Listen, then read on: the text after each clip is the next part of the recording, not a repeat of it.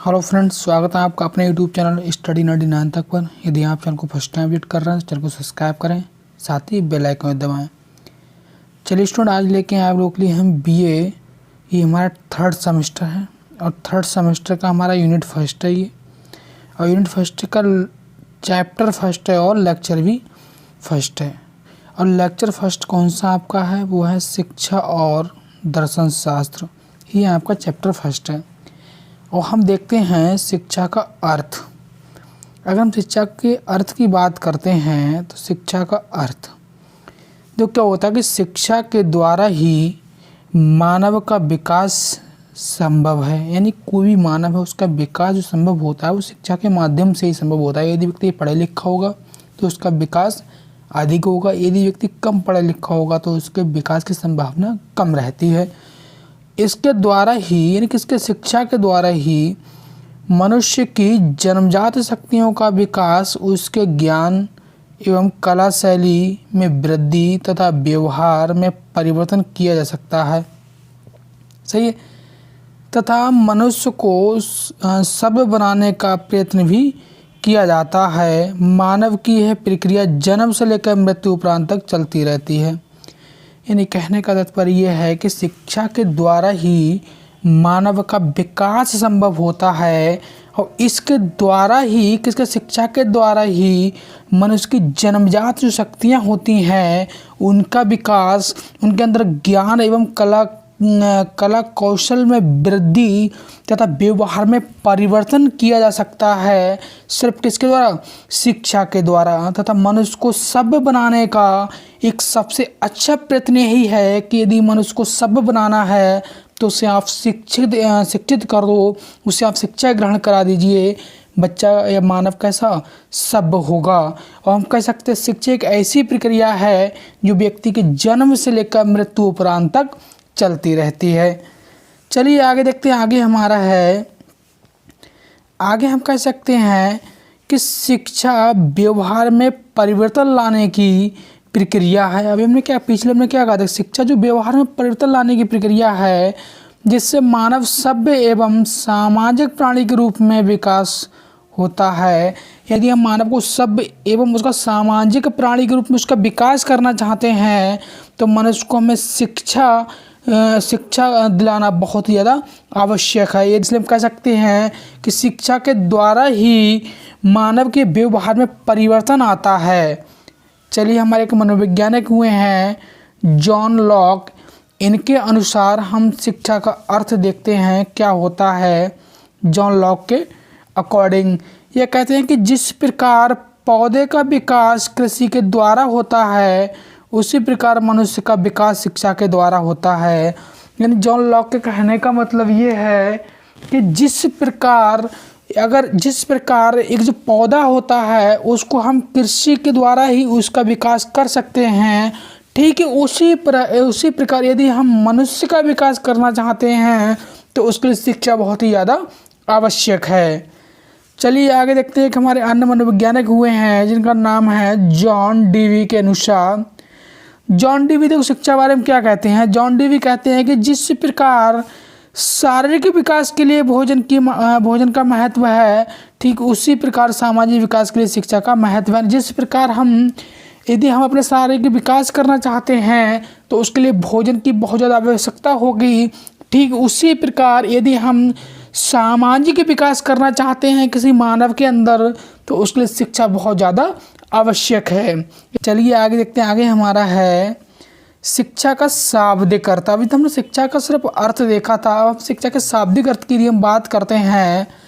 तो शिक्षा का शाब्दिक अर्थ क्या होता है? देखो, शिक्षा शब्द है इसका अगर हम बात करते हैं संस्कृत में तो संस्कृत में जो शिक्षा धातु है इससे शिक्षा शब्द लिया गया है। किस शिक्षा धातु जो है संस्कृत का शब्द है और संस्कृत के शब्द से ही शिक्षा शब्द लिया गया है। और संस्कृत शब्द है आपका शिक्ष। इस शिक्ष धातु में आ प्रत्यय लगने से शिक्षा बन जाता है।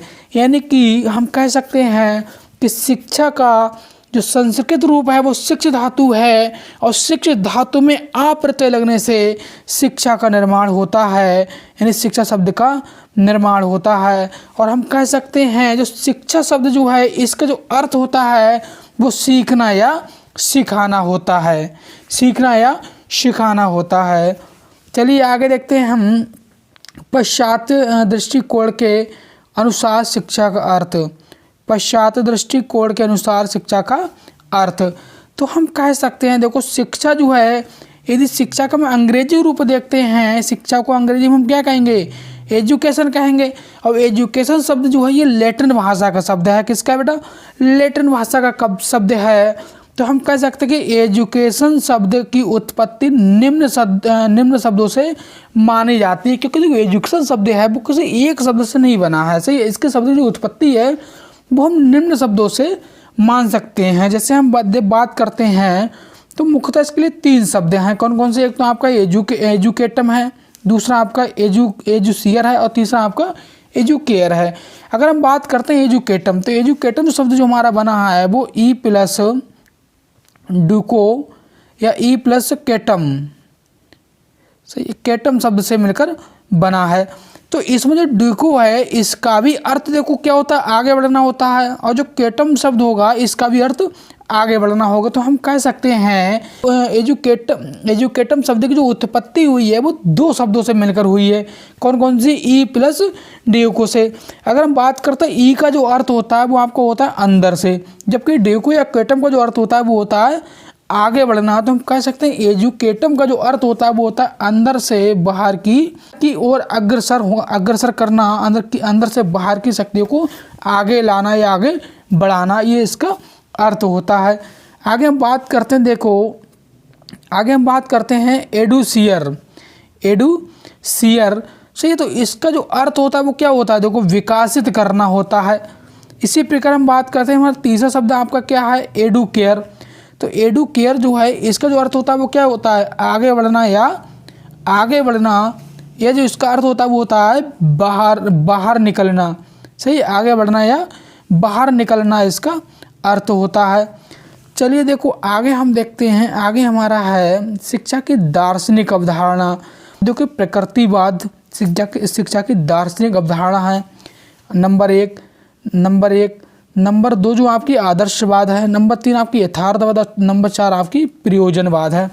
तो यदि हम बात करते हैं प्रकृतिवाद की, तो हम कह सकते हैं कि प्रकृतिवादी दृष्टिकोण में शिक्षा भौतिक विकास का साधन है, जिसमें शिक्षा अध्यापक के हाथों में संचालित की जाने वाली प्रक्रिया नहीं रहती है। इसमें क्या होता है, जो बच्चा जो होता है वह अपने अनुरूप क्या शिक्षा को ग्रहण करता है।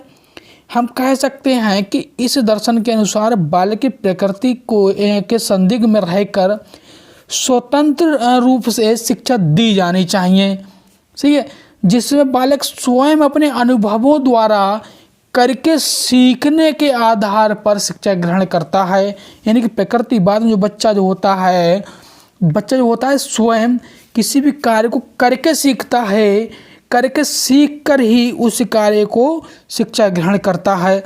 दूसरा हमारा है आदर्शवाद। देखो आदर्शवाद क्या होता है कि इस आदर्शवादी विचारधारा के अनुसार शिक्षा का अभिप्राय जो होता है मानव का पूर्ण मानव के रूप में विकासित करना, तो मानव को पूर्ण रूप से मानव के रूप में विकासित करना होता है। हम कह सकते हैं कि बालक को गुणों से परिपूर्ण करके जिसमें समाज का विकास हो सके, सही है, यह विचारधारा जीवन का परम लक्ष्य आध्यात्मिक विकास को मानती है। हम देखो एक बार ये भी कह सकते हैं कि मनुष्य जो होता है इस पृथ्वी पर जो जन्म लेता है वो परमात्मा का एक अंश है, क्योंकि मनुष्य को जो परमात्मा का जो ज्ञान होता है वो शिक्षा के द्वारा ही संभव है।